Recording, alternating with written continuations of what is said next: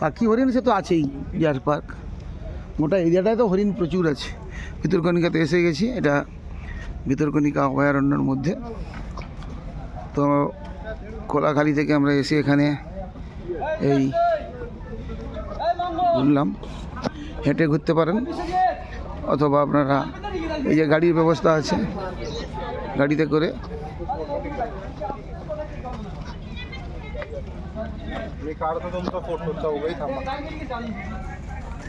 দেখতেই পাচ্ছেন। এখন টুরিস্টের সঙ্গে ভিড় প্রচুর আছে।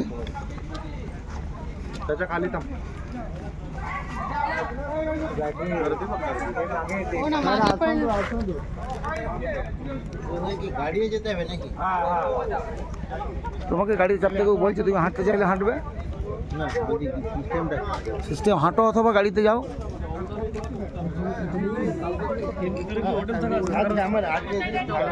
ভিতরকণিকা রাখুন না, দেখে এটা দাও তো।